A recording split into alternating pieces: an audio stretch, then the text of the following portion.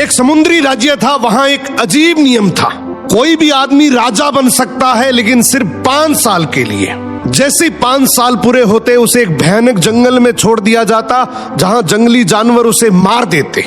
इसलिए ज्यादातर लोग राजा बनना तो चाहते थे। वो उस 5 साल के पीरियड में खूब मजे करते, पर जब 5 साल का समय पूरा होता तो वही आदमी रोते बिलखते जंगल की तरफ जाते। एक दिन एक समझदार आदमी राजा बना।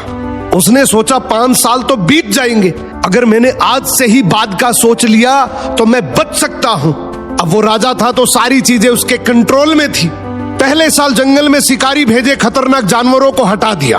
दूसरे साल लकड़ी काटने वाले को भेजा, जंगल साफ करवा दिया।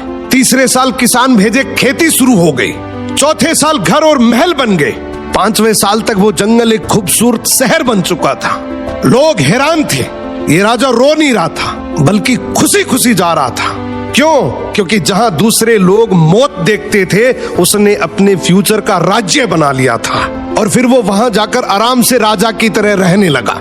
इस कहानी की सीख बहुत सिंपल है। आज आपके पास समय है, या तो आप इसको यूटिलाइज कर लो या फिर कंफर्ट जोन में बिता दो। अगर आपने यूटिलाइज कर लिया तो हो सकता है 5 साल के बाद आप एक राजाओं जैसी जिंदगी जी लो, और अगर आपने कंफर्ट जोन चुन लिया तो हो सकता है आने वाले 5 साल के बाद आप किसी के 10 से 15 हजार रुपए की नौकरी करते दिखोगे। समय आपका है, जिंदगी आपकी है, डिसीजन भी आपका ही होगा।